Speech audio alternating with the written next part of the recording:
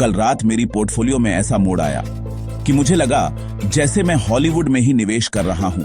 सच में आपको भी ये ट्विस्ट जरूर देखना चाहिए। दोस्तों, एक छोटा सा सीन इमेजिन करो। मैं सैटरडे की रात अपनी पोर्टफोलियो रिव्यू कर रहा था। इंडियन स्टॉक्स ठीक ठाक चल रहे थे, लेकिन एक फंड था जो रॉकेट की तरह ऊपर जा रहा था। नाम इंटरनेशनल म्यूचुअल फंड।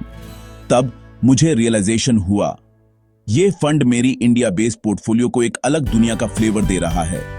और यहीं से शुरू होती है आज की स्टोरी।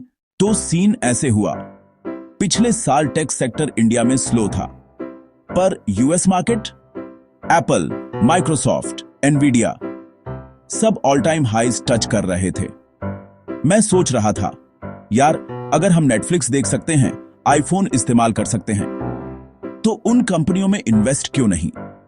लेकिन सीधे इन्वेस्ट करना मुश्किल है, और तभी एंट्री होती है इंटरनेशनल म्यूचुअल फंड्स की। देखो, इंटरनेशनल म्यूचुअल फंड्स बेसिकली आपको फॉरेन कंपनीज में इनडायरेक्ट इन्वेस्टमेंट का मौका देते हैं। आपका पैसा फॉरेन स्टॉक्स, ईटीएफ्स या ग्लोबल थीम्स में जाता है। अगर इंडिया की मार्केट डाउन है, हो सकता है यूएस, यूरोप या जापान ऊपर हो, पोर्टफोलियो बैलेंस रह सकता है। मैं जब अपने लैपटॉप को देख रहा हूं, जरा सोचो, माइक्रोसॉफ्ट का टाइनी सा हिस्सा मेरे जरिए मेहनत कर रहा है।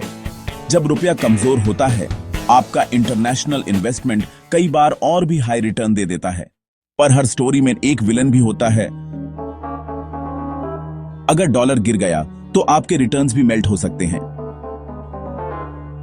ग्लोबल फंड्स में मैनेजमेंट कॉस्ट थोड़ी हाई रह सकती है। कभी कभी ग्लोबल मार्केट्स इंडिया से ज्यादा अनप्रेडिक्टेबल होते हैं।